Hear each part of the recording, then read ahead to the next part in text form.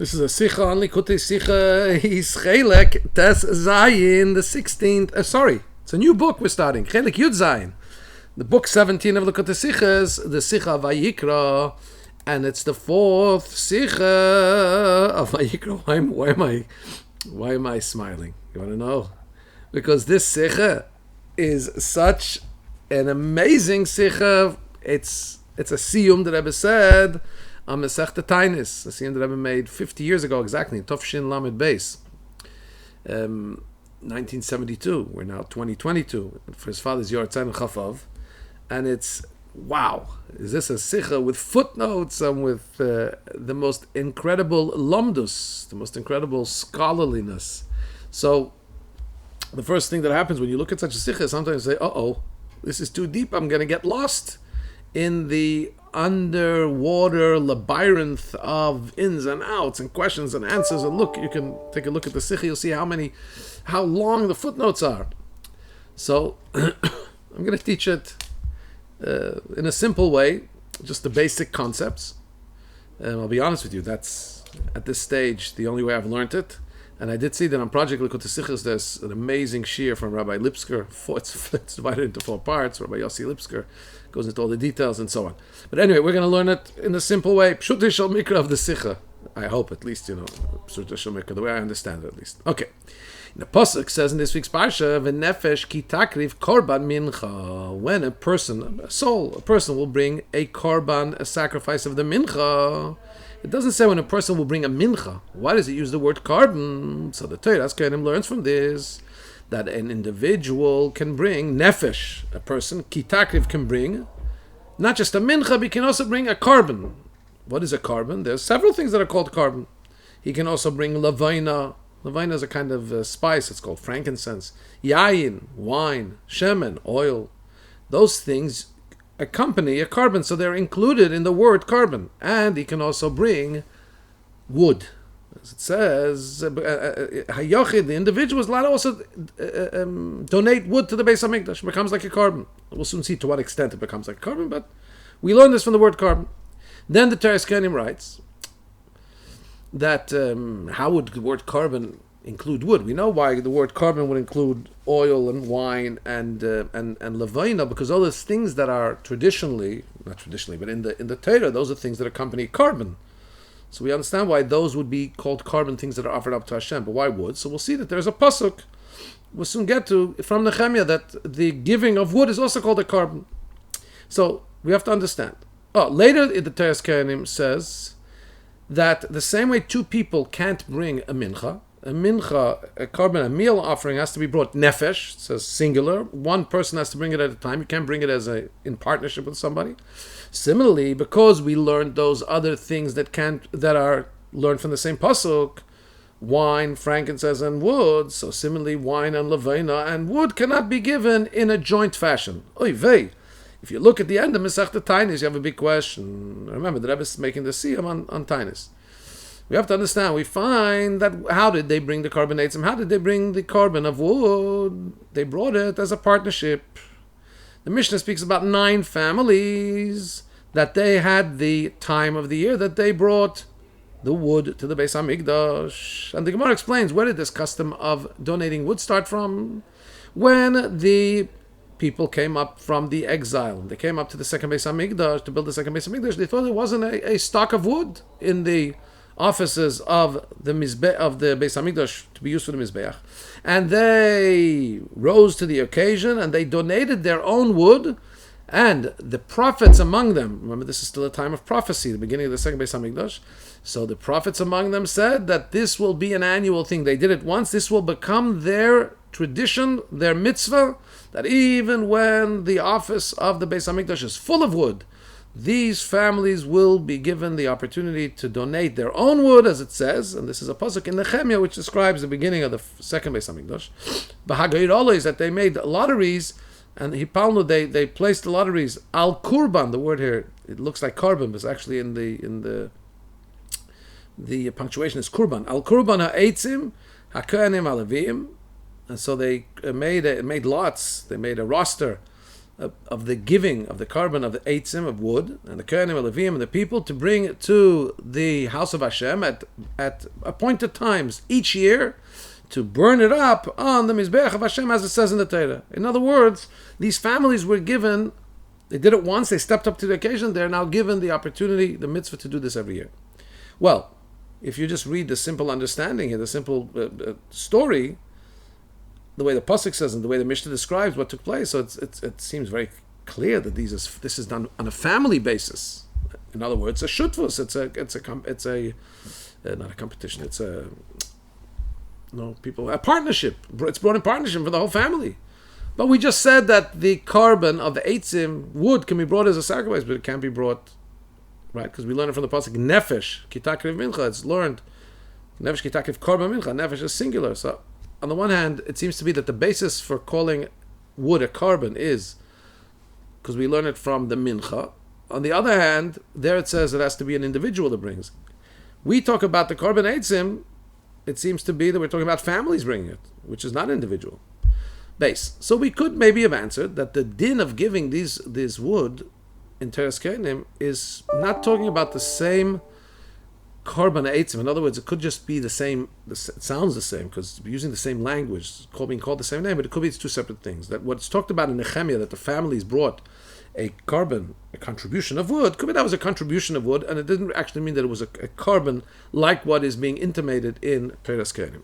In other words, in Teres Kenim is talking about bringing a sacrifice that an individual could bring something to the Mizbeach, which is considered like a carbon, and it's wood. And that you're not allowed to bring in a partnership. However, when we talk about the time that the families brought wood together, that's talking not about people that are trying to bring wood to bring the sacrifice. Here we're talking about wood that's being brought to fuel the sacrifices, to burn, to fuel the Mizbeach, and thus to burn the sacrifices. As it says in the Brisa, there wasn't any wood, right? There wasn't any wood to burn on the Mizbeach, as the Torah requires there should be burning on the Mizbeach. So you see that they brought, in the pasuk in Nehemiah describing the families that brought wood, and in the Mishnah we're talking about wood being brought in order to fuel the Mizbeach. When we're talking about in Teres Kenim about bringing wood as a carbon, that's talking about a private individual who wants to bring something to Hashem. So we say there's several options. You can bring animals, you can bring a meal offering, and we derived that you can also bring oil, you can bring shemen, you can bring levena, you can bring wine, and you can bring wood. That's not the same wood we're talking about when they brought the wood as fuel. This is wood as a carbon. Yeah. However, we still have to understand, and the Rabbi says in the brackets especially, that even once they brought this wood as a family, really what they have to do is they have to make sure that they contribute it fully. It doesn't stay theirs. It's contributed fully to the community. Remember, because communal karbanos need to be brought up from communal funds. It has to belong to the community. So if an individual puts his wood and it still hits wood while it's burning up the carbon, that doesn't work. So that could be a different concept than an individual bringing as a carbon. It could be same words, but two separate concepts. However, we still have to understand, because when we say that you're allowed to bring wood, you can donate wood, the Gemara says that there's an argument. On one hand, it says carbon, so that tells us, it says a person can bring a carbon, that tells us he's allowed to give wood. Why? Because we know that carbon includes also wood, as it says the pasuk in Nehemiah, that the Geirola is that they place the lots on the Kurban Eitzim. Rabbi says, actually, wood is such a carbon that you need salt, because every carbon, if you bring an animal on the Mizbech, you have to put on salt. So also this wood that's being brought as a carbon requires salt. It requires Hagosha, requires being brought to the Mizbeach, just like the blood of an animal needs to be brought to the Mizbeach. And also, Rava says, so according to Rabbi, it will need also kemitzah. Kemitzah is something that's done when you take the meal offering. So what is taken is a handful, only what is contained within the 3 fingers.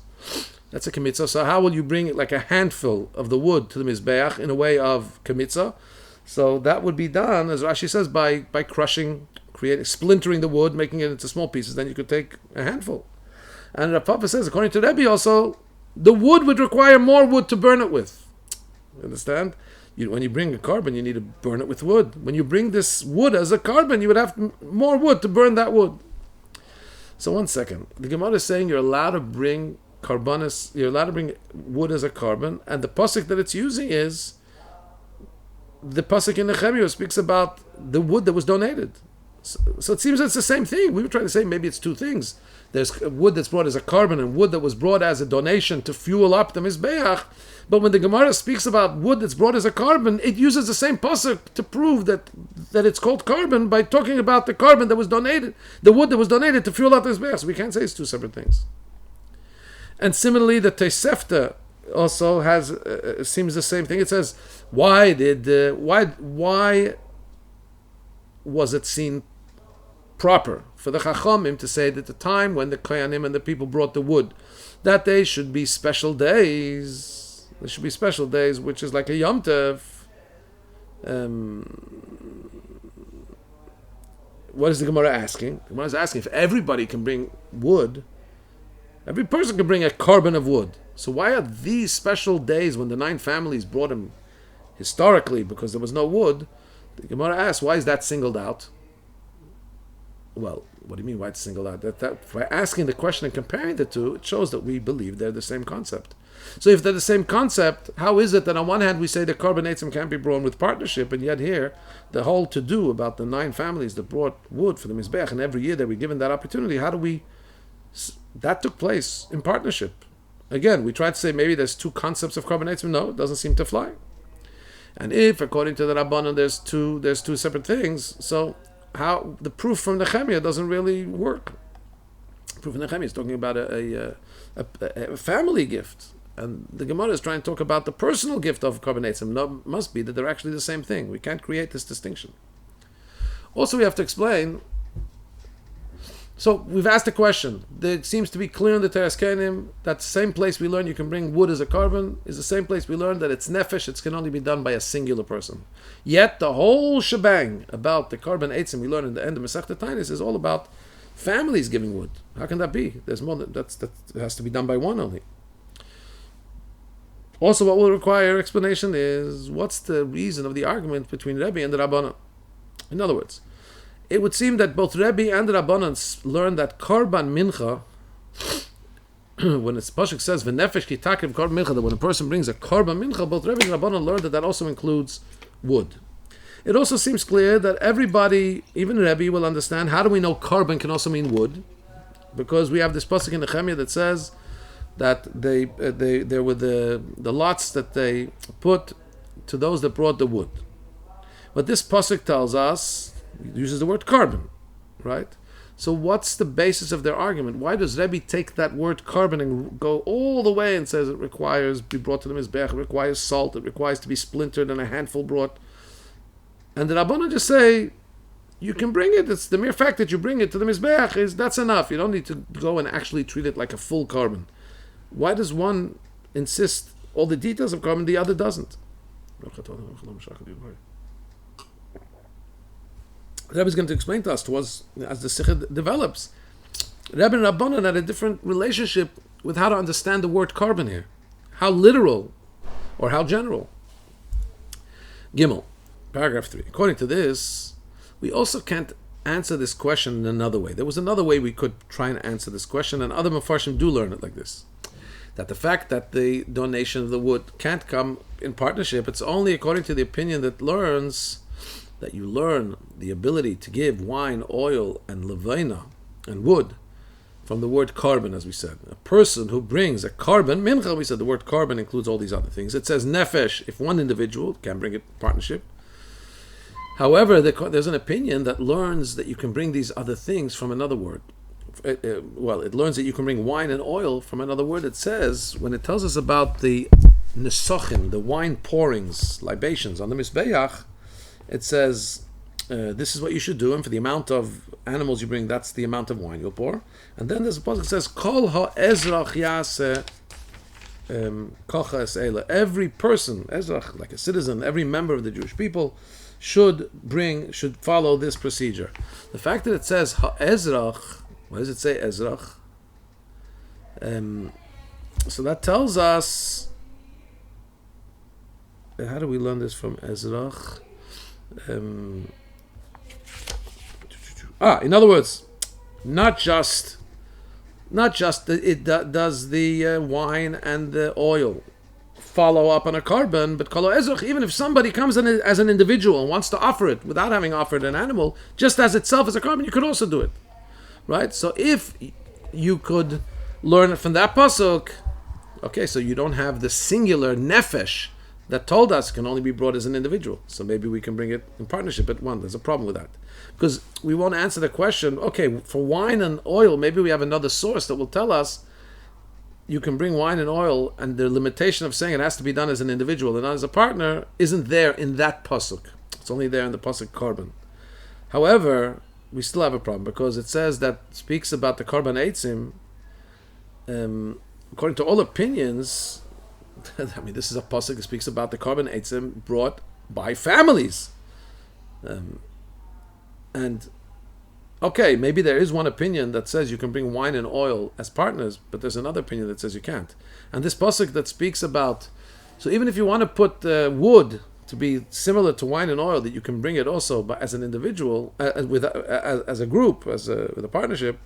But there's another opinion, right, that says no, we learn it from nefesh, it can't be brought joint. And then we still have a problem. There's a pasuk. The pasuk has to fit with that opinion too. So we still have an answer according to that opinion, first of all. Second of all, we only learn there about there we're talking where the Gemara says a svara that you could give oil because you learn it from the pasuk Ezrach, which it says by the libations, by the nesachim. That is being said there according to Rabbi. According to the Rabban, it's clear that we learn it from the first pasuk of Karban Mincha. And according to Rabbi, for sure you can't bring the carbon eitzim with a partnership because it's a carbon, just like a carbon mincha. He says even more that wood is mamish like a carbon mincha. It requires splintering, requires salt, it requires, right, bringing it to mizbeach, mamish like a carbon mincha. So Rabbi will definitely say, he's definitely not learning wood as something that can be brought in partnership. So again, we're stuck with the question. To truly get this, you have to delve a little bit into the sugyas. Project Likud Sichos has all the source sheets and so on. But let's just sum up the question here. It's a very simple question. If you just simplify it, we talk about eitzim, wood being called a carbon. There's a pasuk in Nehemiah that calls it a carbon. And in our parsha it says when a person brings a karban mincha, it doesn't say mincha, it says the word carbon. It means that a person is allowed to bring other things that are associated with karbanis individually, even not part of a carbon. Oil, wine, levayna, and eitzim, because we know eitzim also called carbon from that pasuk in Nehemiah. But that same pasuk that tells us you can bring all those things says it regarding, it's part of the law of mincha. And about mincha it says nefesh kitakiv, an individual can only bring a carbon mincha. Can't bring it in partnership. So therefore, all those things, the Teres Kenim says wine and oil and levina and wood can't be brought as a partnership, only brought individually. So here we have the big question. We have the pasuk in Nehemiah, which everybody's bringing to tell us that wood means carbon, like the word carbon can include wood. And of course the Gemara in the end of Tainis speaks about these families bringing in partnership wood to the Mizbeach. How does it fit? Pasuk says you can't bring it as in a partnership. It has to be individual. The reality that the Gemara talks about and the reality of the pasuk in Nehemiah speaks about it being bought by families. Dalet. So in explaining the concept of the carbon eitzim, we find there's a few opinions. In the Pirush HaMishnayis, Rambam has a Pirush HaMishnayis, explaining the Mishnayis. The Rambam says that in the day that those families brought the wood to the fire of the Mizbeach, they brought alongside the donation of wood, they also brought carbon sacrifices as a donation. And it's those animal sacrifices that were brought to accompany the donation of the wood that's called the carbon of the eitzim. And that was done at the specific times described in the book of Ezra and Nehemiah. And in individual way, the Rambam in his book of Halachas, Yad HaChazaka, Mishnah Torah, he writes, what was the carbon eitzim? What was the sacrifice of eitzim? So he says there was a special time for the families to go out into the forests to bring wood for the Mizbeach. And on the day that the family had that schus to go and bring wood to the Mizbeach, they would bring up karbanes, oilos nedava, carbon oilos of donation. And that's, in other words, because they had the great schus, they also brought up a carbon, celebrating that they're bringing the eitzim. And that's the carbon eitzim, the animal that was brought. And that became for them a day like Yom Tov. And you couldn't do eulogies on that day. You couldn't have fasts on that day. They didn't even work on that day. And this is a minhag to make that day special because they had the schus to bring the thing. But where was the carbon? The carbon wasn't the wood. In the time that they brought the wood for the Mizbeach, they also brought carbonis. That is what is referred to as carbon eitzim. Those voluntary carbonis that were brought.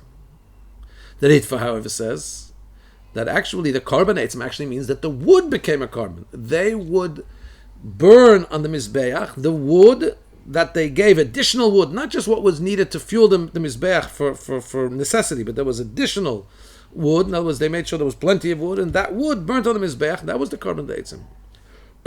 So it says that they would bring 2 blocks of wood together with the Tamid Shel Ben Arbayim with the afternoon carbon. And this shows you that what they were bringing as the carbon was the actual wood. Rashi doesn't mamish. We can't from Rashi. We have to see what does Rashi mean. Rashi writes like this: the days that the Kohanim and the people gave the donation of wood, they would bring a carbon on that day. It doesn't say which carbon. They would bring a carbon on that day, and even if there was much wood already, and there was plenty of wood for the Mizbeach already, they would still come and donate. And they would offer it up. And these 10 specific times that the Mishnah said became Yomim Tovim for those families. From Rashi, it seems, like the Rambam, that it wasn't the eitzim that were the carbon, but they actually brought a carbon. It says they brought a carbon in association with the fact that they had the schus to donate the wood. As Rashi says elsewhere, that the mishpachas of Yisrael, the Jewish families, that they had a fixed day every year to bring the wood to the Beis HaMikdash for the Mizbeach, and they would bring a carbon eitzim with that wood that they donated. Seems like they brought an animal together with the wood. But Rashi is not nefarish like the Rambam does. What kind of a carbon? It doesn't say beferish. It was an oila, it was an animal. It says a carbon. So we have to understand. First of all, according to the Rambam and also according to Rashi, how do we know that carbon eitzim doesn't mean literally that the eitzim was a carbon? How do we know it means a carbon that's associated with the donation that we bring because we have the schus of the donation? We find that even according to the Rambam, donating wood to the Mizbeach is also, the wood itself is called a carbon. So how do we know that when the Mishnah talks about the carbon eitzim here, we're not referring to the wood? Even the Rambam says that there's a concept of giving wood and that's called a carbon. How do we know that these 9 days for these families and this pasuk in Nehemiah is talking about the sacrifices that come together with the wood? Basically, on the other hand, according to the Ritva, said that the wood itself was a carbon. We have to understand. We see befeirush that why did they bring this wood? Because there wasn't any wood in the lishka, in the office that was supposed to have wood for the Mizbeach. These people came and they donated, and the Nevi'im, the prophets amongst them, said this should be a yearly thing, even when there is enough wood. So since the reason for giving the wood is because there wasn't any wood for the Mizbeach, for the fire in the Mizbeach, so one would assume that why did they give? They gave, so it should be on the Mizbeach. They didn't just give, so you should have extra wood to bring up. No, their wood that they initially brought was for the Mizbeach. So what does this mean? That there was that this became an annual thing to give wood in addition to what's in the Mizbeach, separate wood that's just burnt as a carbon. The initial gift, we know beferish, was because there wasn't any wood for the actual usage of the Mizbeach. So how do we know here that the carbon now that develops is something additional to what's actually needed for the Mizbeach? 3, according to Rashi, okay, let's say that we do want to understand that he's saying like the Rambam that they brought a carbon together with the wood. What kind of a carbon was it? You should specify. So the explanation of this is, according to the Rabbanon that learn from the word carbon, this tells us you're allowed to give wood. We find 2 general explanations. What does it mean giving wood and making it as a carbon? Rabbeinu Gershom says that the Tana Kama holds that those blocks of wood that they gave, when it says that you're allowed to give eitzim as a carbon, those you're allowed to use. You're allowed to use those to burn sacrifice on the Mizbeach. And that's also mashma from the Lashon HaRambam. Mashma, the Rebbe underlines mashma. It's only an inference in the Lashon HaRambam and Pirush HaMishnah. He says, because they had to bring every day 2 additional blocks of wood on the Mizbeach, not less, even if it wasn't needed for burning the karbonos. So we see that there's a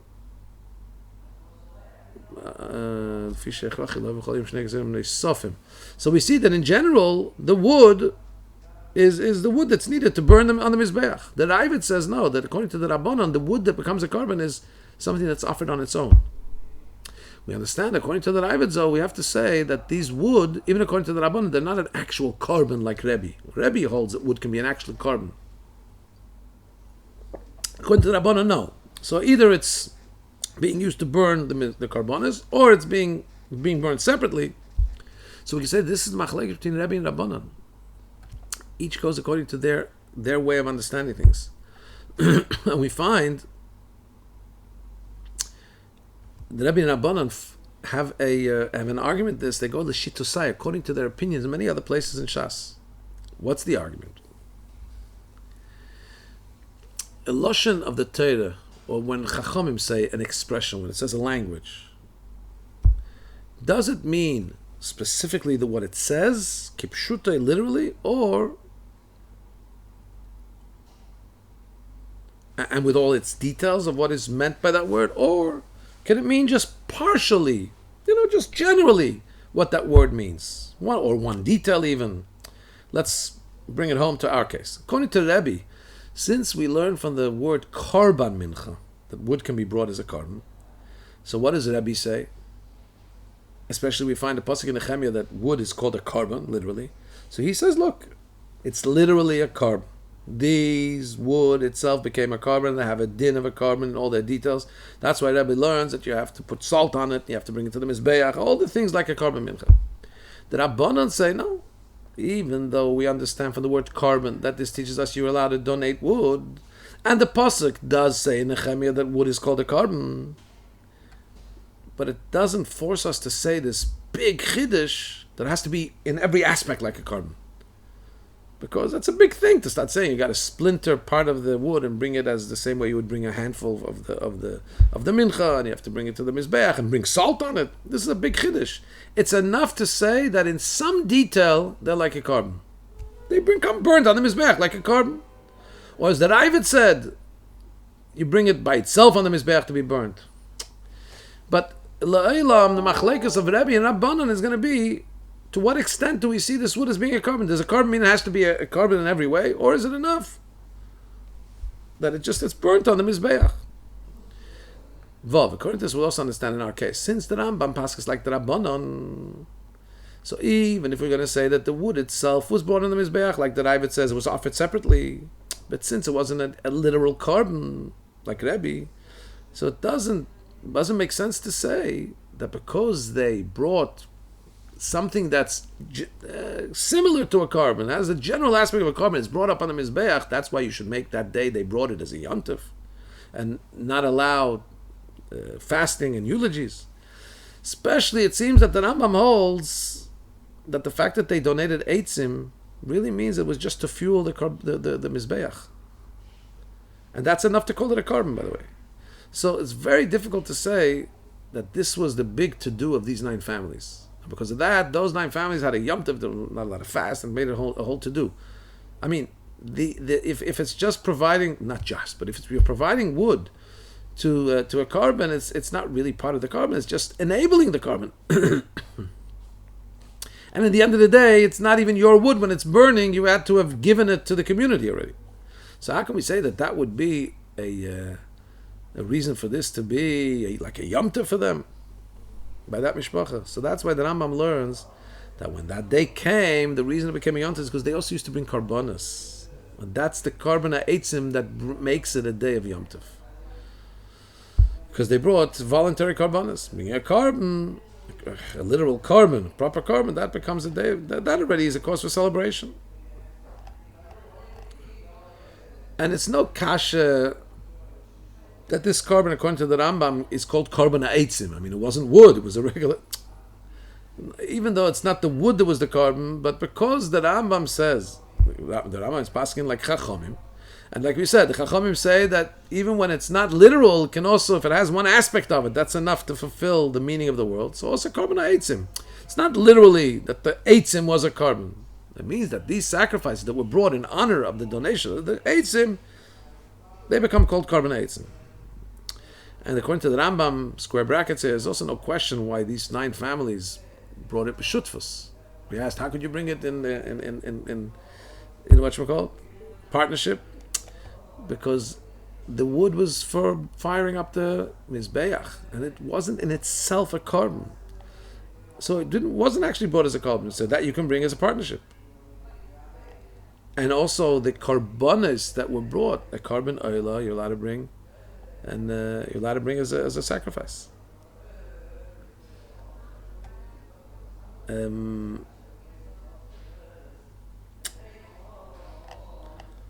There's an interesting horror here. I stayed away from all the horrors, right? But now we'll understand what the Rambam doesn't bring, because he says that okay, I'm going to stay away. Sorry. Zayin.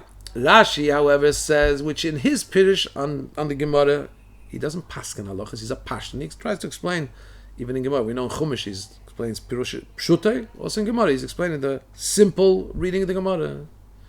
So he's mefarish, he explains like the simple reading of the pasuk in Nehemiah and in the Shas, that it's a carbon of wood. It's not a wood to fire up the Mizbeach and bring carbonas. That wouldn't mean carbon. And certainly that wouldn't be a carbon in all details. So that's why he doesn't say that they brought oilos nedava. He doesn't specify that they brought animals of carbon oila together with the carbon.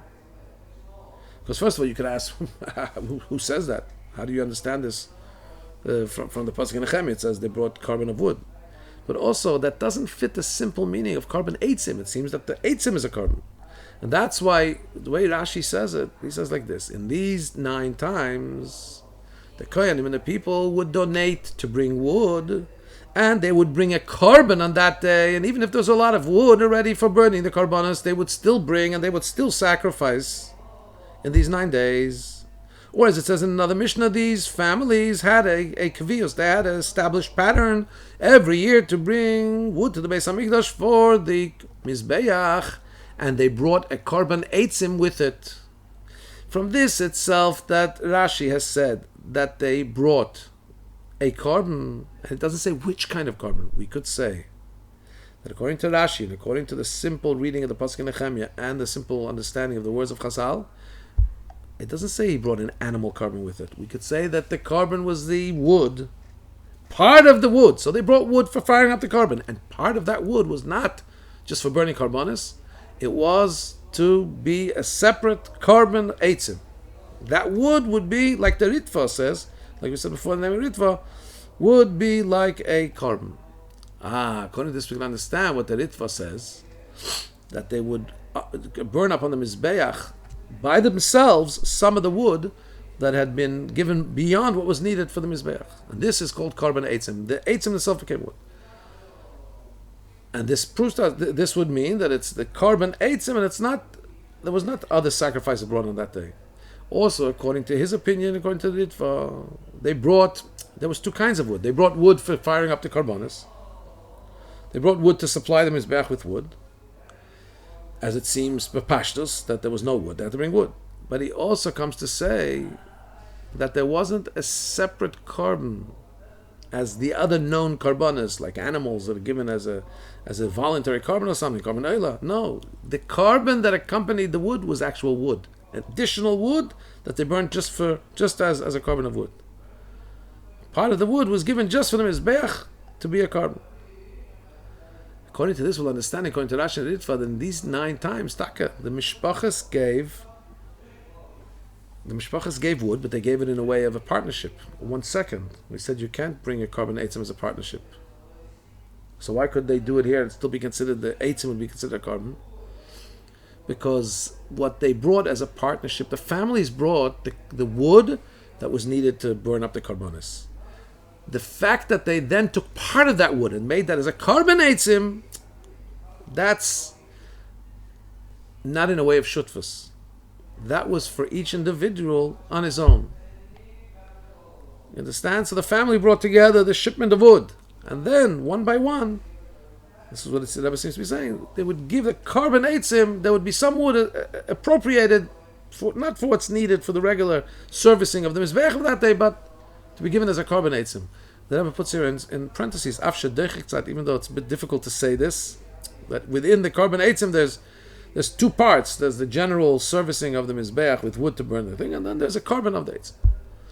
So, ches. But what we've pointed out here is a machlekes Rebbe and Rabbanon. So Rebbe says you got to follow the literal with all its details. Rabbanon says the general is also enough. So now the Rebbe is going to go through Shas. I say we find in several places of Shas in each of the Shisha Sidrei Mishnah. In Zroim, in the book of Zroim, in the Tractate of Brachas, the Mishnah says Kriyas Shema has to be said the way it's written. In other words, in Lashon Kodesh. That's what Rabbi says. Chacham say you can say it in every language. In other words, Rabbi says, so here we see the Lishitase, how Rabbi is of the opinion it has to be, Kriyas Shema has to be exactly the way it is. It says it this way, you got to say it this way. Rabbanan say, no, it's enough to say it in every language. You don't need exactly the way it's written. It's enough that the general concept of Shema is being said, so you can say it in other languages also. But there's a curveball here, it seems. The Gemara says, what's the reason of Rabbi and Rabbanan?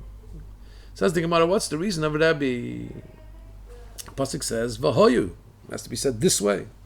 Rabbanon, why do they say it can be said in any language? Because it says Shema. In any language that you hear. Shema means hear. In any language that's hearable. Any language.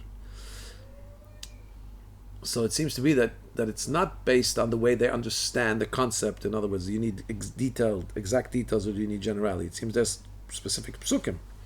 However, this following their own opinion is the reason why Rabbi is picking the drash vahoyu.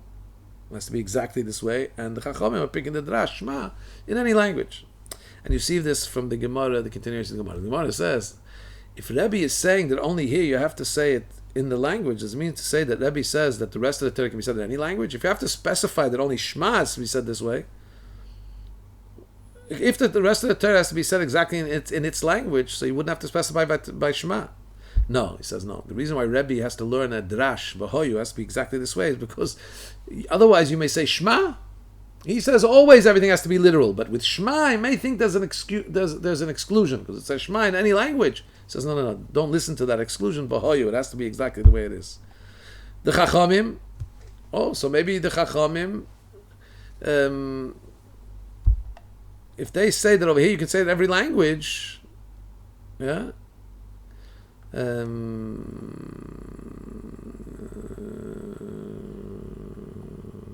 Does that mean to say that Rabbanan say that the whole rest of the Torah has to be said was only said in Hebrew, can only be said in Hebrew?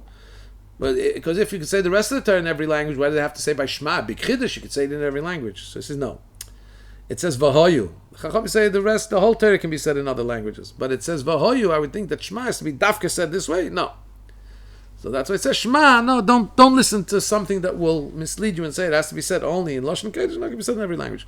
But La'ilam, what we're saying is that just based on their default positions, Rebbe would insist that Shema has to be said the way it is, and the whole Torah for that matter. The Rabbana will say, no, it can be said in any language. The fact that we need psukim, individual psukim, to teach us that by Shema is only because there are counter psukim that may tell you different, and they have to tell you, don't listen to those counter psukim, listen to my default position. For Rebbe it is details, all the details. For the Rabbanan is, even if it generally fulfills part of the meaning of that word. Test. So now we're going to go to the second Seder of Shas, Seder Moed, in the Tractate of Sukkah. Rabbi says, how big does the sukkah have to be? So he says, any sukkah that doesn't have 4x4 amas is possible. Chacham said, no, even if it's only enough to have a person's roishei veruba, his head and the majority of his body in there, it's kosher. It's less than 4x4. So what's the machlek? The Torah says, basukah is teishvu. You have to sit in the sukkah for 7 days. As the Gemara says, it has to be teishvu. You have to live in the sukkah the way, sit in the sukkah, and sukkah is the way you usually live in your house the rest of the year. So Rabbi says, what does it mean? Teishvu kein tedur, sit in the sukkah the way you live the rest of the year. It has to be literally. So you have, in order to have a house, it's called a house, it has to be 4x4 amas. Chachamim say it doesn't have to be literally the same way. It's the same way you live, with all the details. It's enough it's ke'ein tadur. It's similar to the way you would live. In what aspect is it similar? That you could at least have your head and most of your body in there. You don't have to have literally the building of the sukkah should be in all its details. The Rabbi says no, we need it to be a proper house, like 4 amas requirement. Yud. So we find also b'negeya the way to understand language and what's the meaning of stipulations of people, the way it comes out in the third Seder in Shas and Seder Noshim. Rebbe says anybody who makes a stipulation, and he says on the condition, like if he says this is your get on the condition that you're going to give me 200 zuz. So Rebbe says if you say on the condition as if you're saying it's starting from now. I'm doing, and the Rabbanan argue. For example, somebody says tells a woman this is your get on the condition that you're going to give me 200 zuz. According to Rebbe, she's immediately divorced. He has to give the 200, but then the divorce is retroactive. It starts right away. The Rabbanan say, no. I'm sorry, no. Megreshes me'achshav would mean she's even before they give.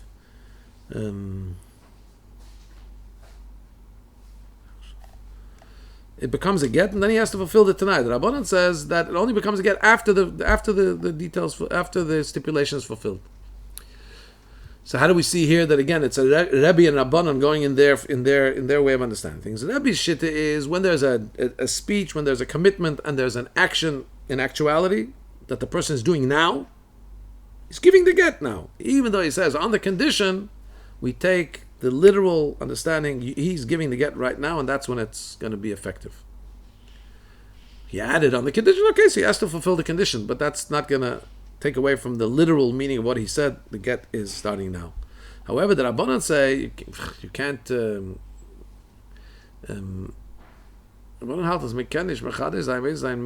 can't say it starts now because it didn't fulfill the stipulation yet. If I say it didn't start now, so I'm limiting the literalism, the fact that the guy giving a get now it's not being so literal because it's just starting later. That doesn't bother the Rabbanan. The Rabbanan says as long as it's generally there, the concept is generally there.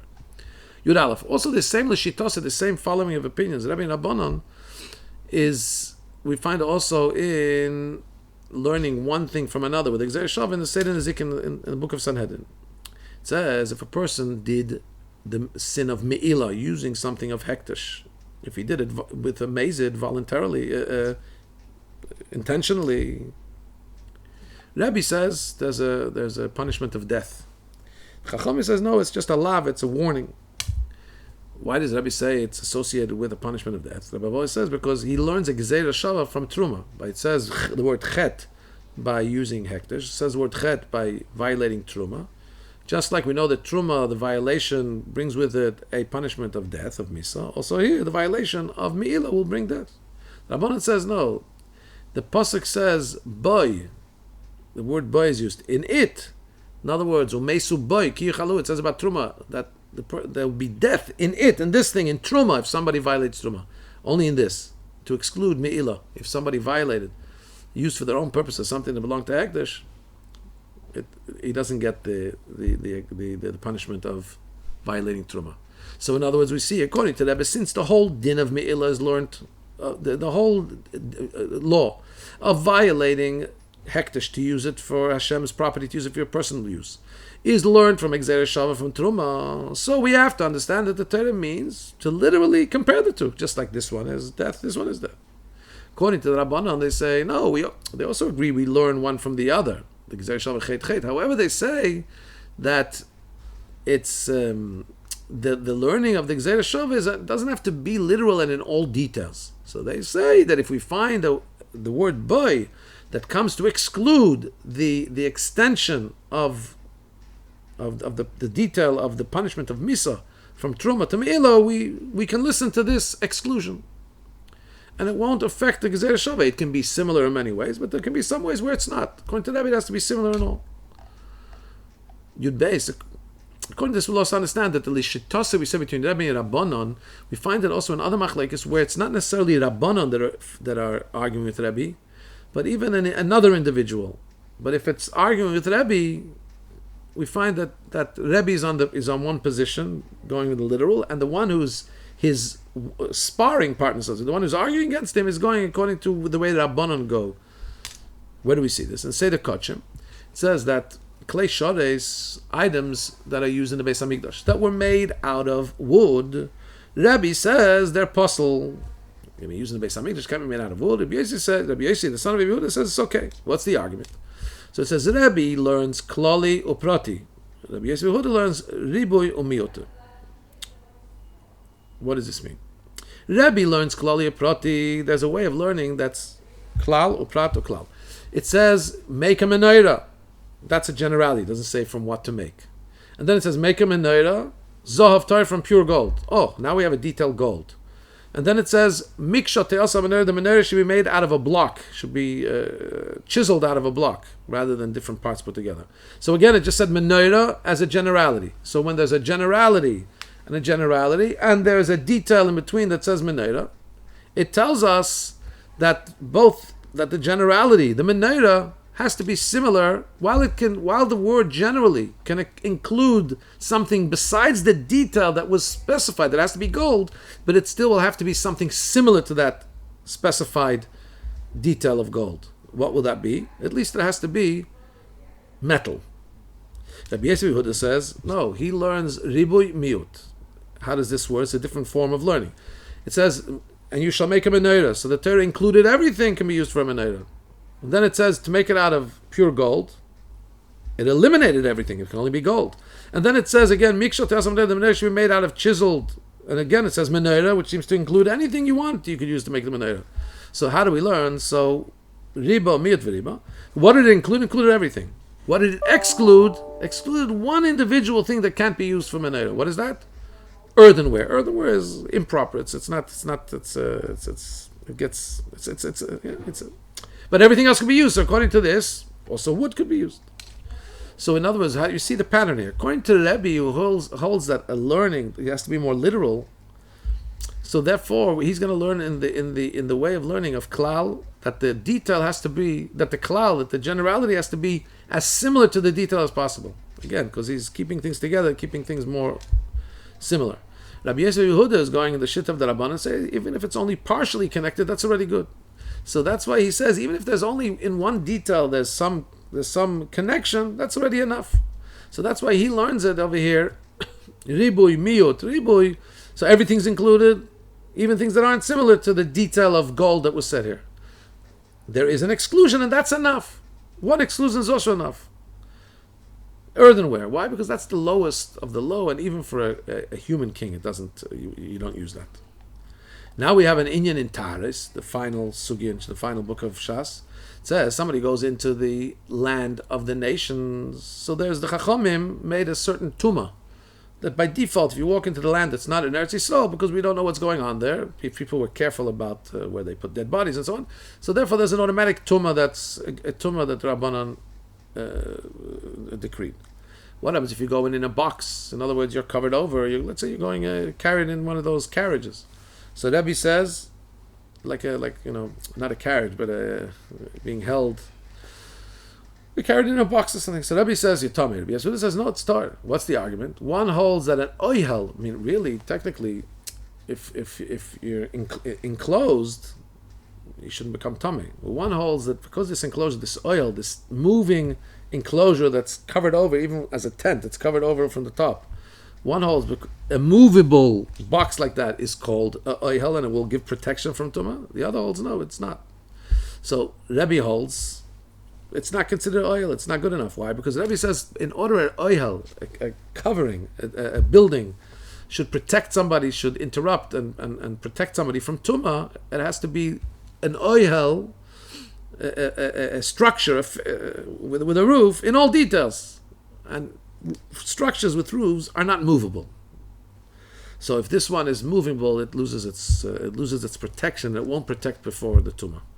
Rabbi Yosef Yehuda is going according to the shit of the Rabban, and we don't need it to be same in all details. It's similar to an oil in the fact that it's closed from all sides.